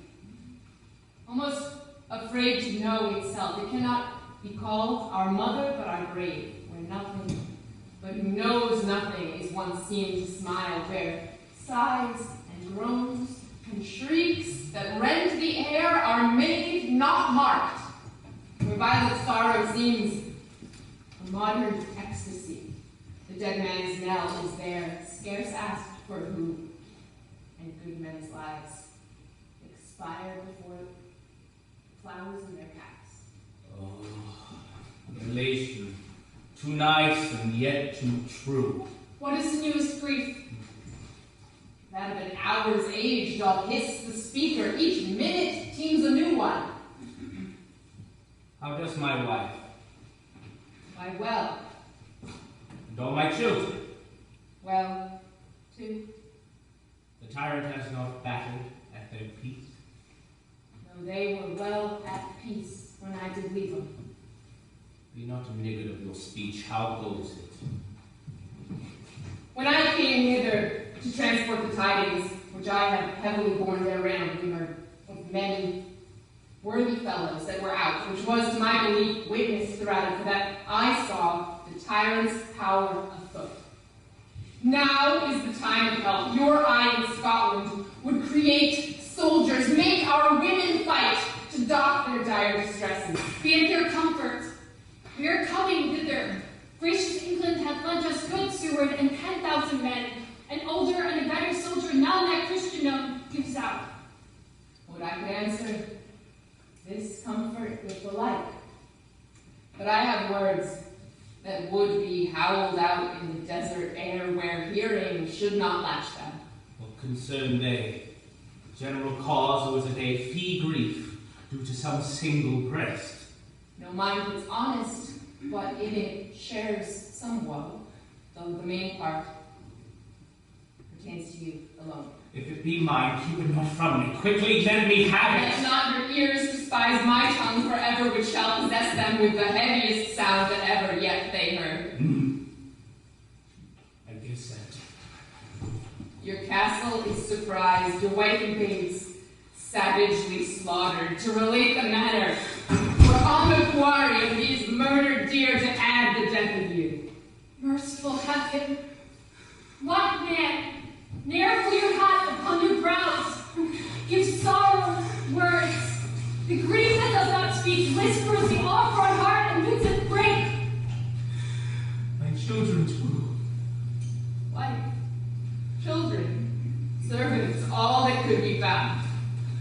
And I must be from hence. My wife killed too. I have said, Be comforted. Let's make us medicines of our great revenge to cure this deadly grief. He has no children. All my pretty ones. You say all. Oh, kind! Oh. What? All my pretty chickens and their dad. And one fell swoop. Disputed like a man. I shall do so. But I must also feel it as a man. I cannot remember as such things as were most precious to me. Did heaven look on and would not do their part? Send it for me. They were all struck for thee, not that I am, not for their demerits, but for mine, fell splot on their souls. And rest now. Be this the whetstone of your sword. Let grief convert to anger, blunt not the heart, and rage it. Oh, I could play the woman with my eye, and the bride with my tongue. But merciful heavens, cut short all intermission. Front to front, bring me down this fiend of Scotland and my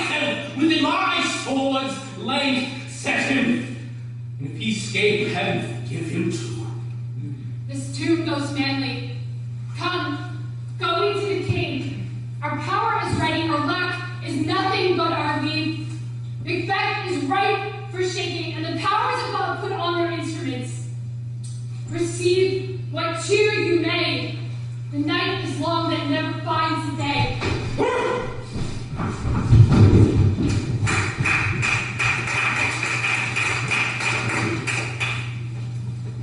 I have 2 nights watched with you, but can perceive no truth in your report. When was it she last walked?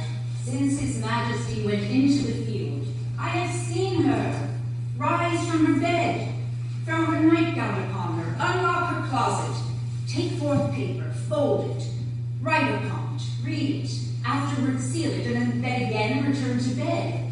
Yet all this while in a most fast sleep. A great perturbation in nature, to receive at once the benefit of sleep and to do the effects of watching. In this slumbery agitation, besides her walking and other actual performances, what at any time have you heard her say? That, sir, which I will not report after her. You may to me, and 'tis most meet you should. Neither to you nor anyone, having no witness to confirm my speech. Lo, you, here she comes, and by my life fast asleep. Observe her, stand close. How came she by this light? Why, it stood by her. She has light by her continually. 'Tis her command. You see, her eyes are open. Aye, but their sense is shut. What does she do now? Look how she rubs her hands. It is an accustomed action with her to seem thus washing her hands. I have known her to continue with this a quarter of an hour. Oh, yet here's a spot. Hark. She speaks. I shall set down what comes from her to satisfy my remembrance the more strong. Yeah, out there, spot. Oh, out I say. 1, 2. Why then, 'tis time to do it. Hell is murky. 5, my lord, 5 armed soldier, and a fiat? What need we fear? Who knows it when none can call our power to account? Who would have thought the old man had so much blood in him? Do you mark that? The thing if I've had wife. Where is she now? These hands air be clean. No more of that, my lord, no more of that. You mark all with this starting. Go to, you have known what you should not. She has spoke what she should not. I am sure of that. Heaven knows what she has known. Smell of blood still. These hands air be clean.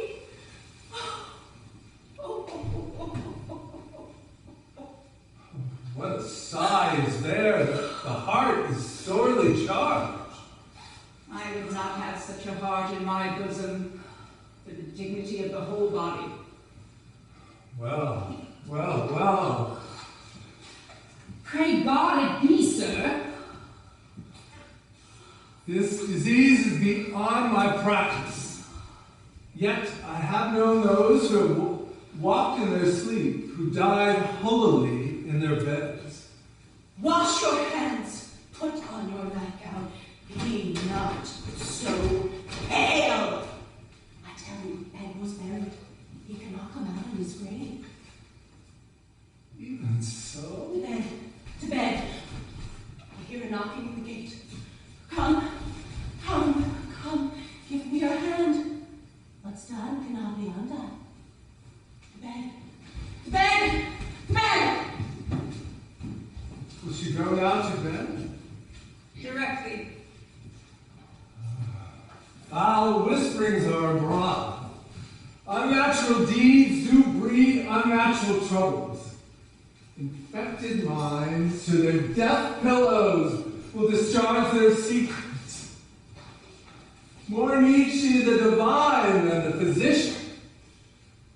God forgive us all. look after her. Remove from her the means of all annoyance, and still keep eyes upon her. So, good night. My mind she has mated and amazed my sight. I think, but I dare not speak. Good night, good doctor.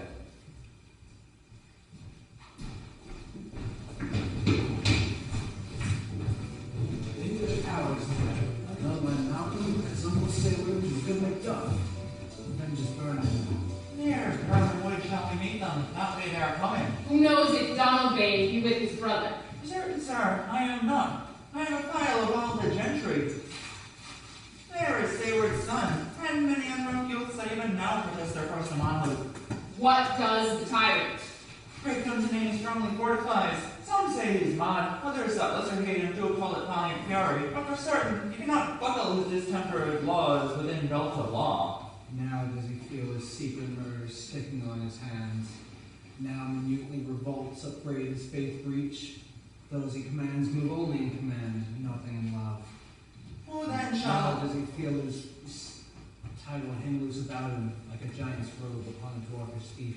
Who then shall blame his pestered senses to recoil and start, when all that is within him does condemn itself for being there? Well, march we on to give obedience where 'tis truly owed. Meet we the medicine of the sickly weal, and with him pour we in our country's purge each drop of us. Or so much as it needs, to do the sovereign flower and drown the weeds. Make we our march towards Burnham.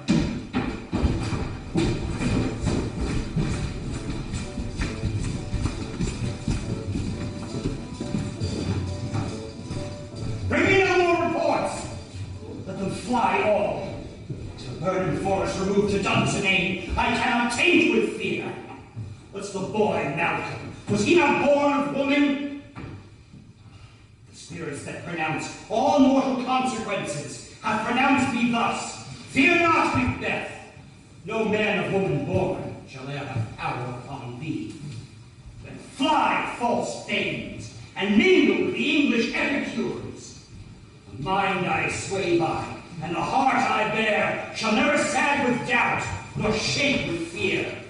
The devil damn thee black, thou cream-faced moon. Where art thou that goose look? There is 10,000. Geese, villain! Soldiers, sir. Go prick thy face and overread thy fear. What soldiers, Patch? Death of thy soul, those linen sheets of thine are counselors to fear. What soldiers, Wayface? The English force so please you. Take thy face hence. Seyton! I am sick at heart when I behold. Seyton, I say! This push will cheer me ever, or diseat me now. I have lived long enough. My way of life is fallen into the sear, the yellow leaf, and that which should accompany old age. As honor, love, obedience, troops of friends, I must not hope to have. But in their place, curses, not loud, but deep. Mouth honor, breath, which the fain heart would deny, but dare not. Say! What's your gracious pleasure? What news more? All is confirmed, my lord, which was reported. I'll fight. From my bones, my flesh be hacked. Give me my armor. 'Tis not needed yet. I'll put it on. Send out horses. Skirt the country round. Hang those that talk of fear. Give me my armor. How does your patient, doctor? Not so sick, my lord, as she is troubled by thick-coming fancies that keep her from rest. Pure of that. Canst thou not minister to a mind disease? Pluck from the memory of rooted sorrow, raise out the written troubles of the brain, and with some sweet, oblivious antidote, purge the stuffed bosom of that perilous stuff that weighs upon the heart. Therein the patient must minister to himself. Physic the dogs on none of it. Give me my armor! Where's my staff? Seyton, send out! Doctor, the fanes fly from me. Come, sir, dispatch, if thou couldst, doctor, cast the water of my land, find her disease, and cure it to a sound and pristine health. I would applaud thee to the very echo that should applaud again. Pull it off, I say. What rhubarb, sign, or what purgative drug can scour these English hens? Here's thou of them. Aye, my good lord. Thy royal preparation makes us hear something. Bring it after me. I will not be afraid of death or bane. To burn forest, come to Dunsinane. Were I from Dunsinane away and clear, profit again should hardly draw me here.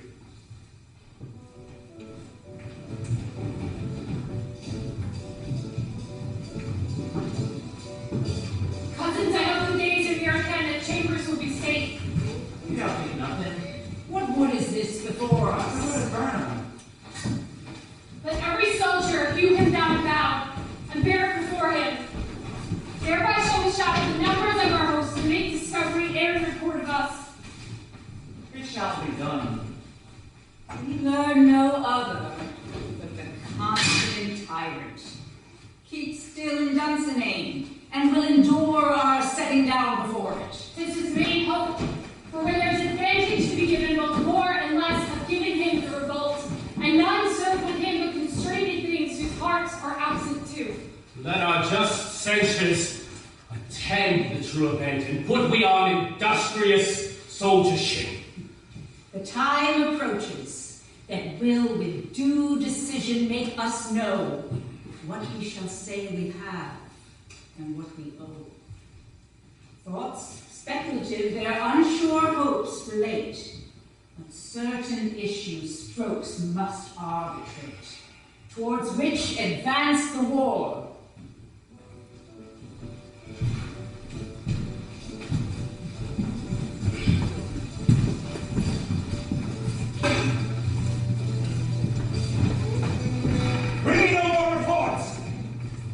Fly all.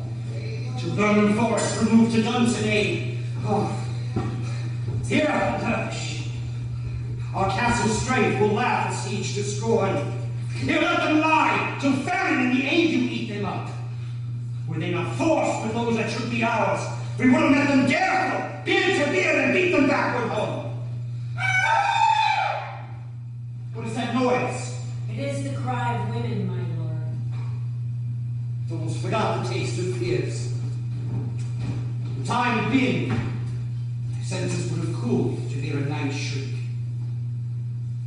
I sobbed full with horrors.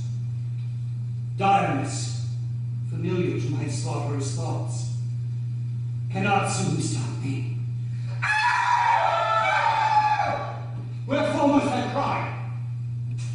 The queen, my lord, is dead.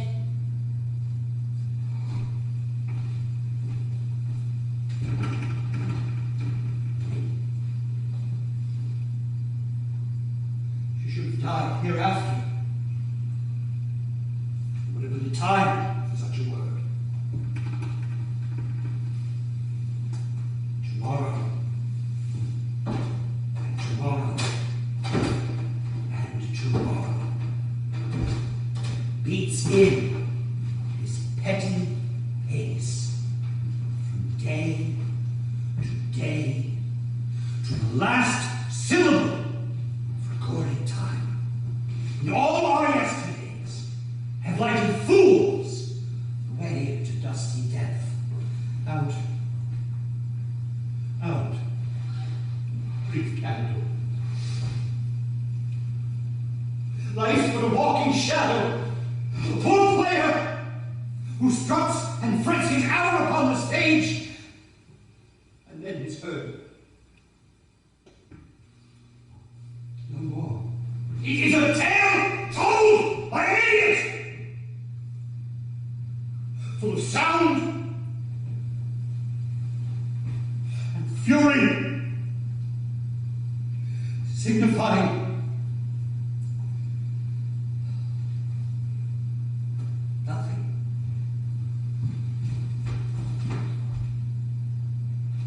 thou came to use thy tongue. Thy story quickly. Gracious my lord, I should report that which I say I saw, but know not how to do it. Well, say, sir. As I did stand my watch upon the hill, I looked towards Burnham, and anon methought it would begin to move. Liar and slave! I mean, do you rather it be not so? Within this 3 miles that you see it coming, I say a moving both! If thou speakest false, upon the next tree shall thou hang, till famine claim thee.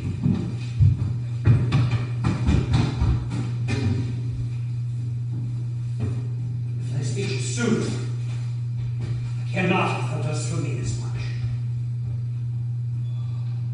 I pull in resolution, and begin to doubt the equivocation of the fiend that lies by truth. Fear not, till Burnham wood remove to Dunsinane, and now a wood does come towards Dunsinane. On and out!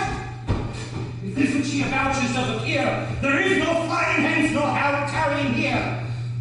I begin to be aweary of the sun, and wish the estate of the world were now undone. Ring the hour bell, blow wind, come wrath!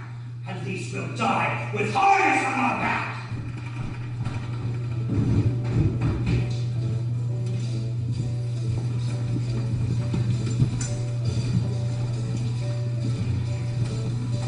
Now hear enough. Keep these screens so down and show like those you are. You, worthy uncle, shall of my cousin, your right noble son, lead our first battle. Worthy the Falcon we take upon us what else remains to do according to our order. Very well. Do we but find the tyrant's power tonight? Let us be beaten if we cannot fight. Make all our trumpets speak, and give them all breath, those clamorous harbingers of blood and death.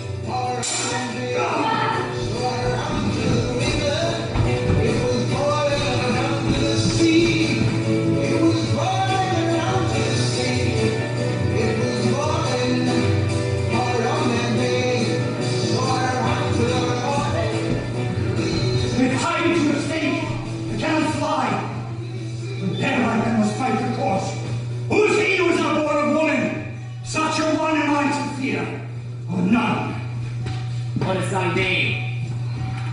Don't be afraid to hear it. No, though thou callest thyself a harsher name than any is in hell. My name's Macbeth. The devil himself could not pronounce a title more hateful to mine ear. No, no more fearful. Thou liest, abhorrent tyrant. With my sword, I'll prove the lie thou speakest. Ah!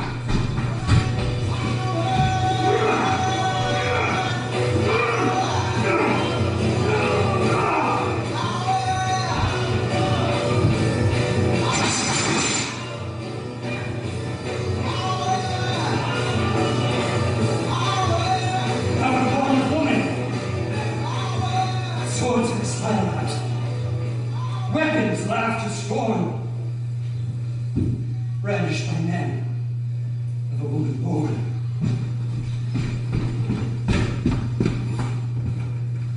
That way the noises. Tyrant, show thy face! If thou be a slave of no stroke of mine! My wife, the children's ghost haunted me still. I cannot strike at wretched currents whose arms are hired to bear their staves. If thou beest Macbeth, or else my sword, with an unbattered edge I sheathe again undeated, then thou shouldst be by this great clatter, one of greatest note, seems rooted. Let me fight from fortune, and more I beg not.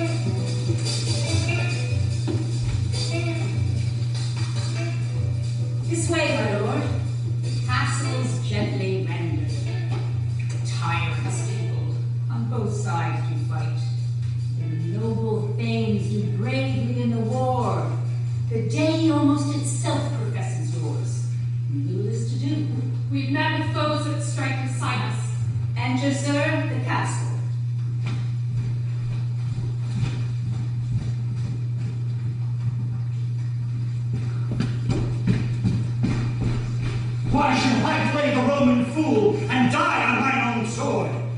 Those icy lives, the gashes do better upon them. Turn! Hellhound. Turn. All men else I have avoided thee. Give thee back! My soul is too much charged with blood of thine already. I have no words. Thy voice is in thy sword. Thou bloody villain, then turn and give thee out!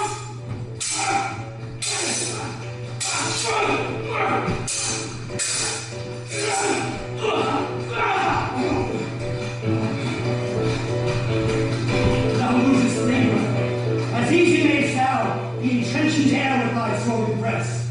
Let fall thy blade on vulnerable crest. I bear a charmed life, which must not yield to one of woman born. Despair thy trouble. And then the angel whom thou still hast served tell thee, Macduff was from his mother's womb unkindly ripped. Cursed be the tongue that tells me so, for it hath cowed my better part of man. With these juggling fools no more we believed, that talk to us in a double sense, which keep the word of promise to our ear and break it to our hope. I'll not fight thee. Then yield me, coward, and live to be the show, and gaze on the time. We will have thee as our barren monsters are, painted upon a pole, and under it, here, may you see the tyrant. I will not yield to kiss the ground beneath young Duncan's feet, and to engage with the rabble's curse. Though burning forests who come to Duncan's aid, and thou oppose, being of no woman born, yet I will try my last. Before my body, I throw my warlike shield.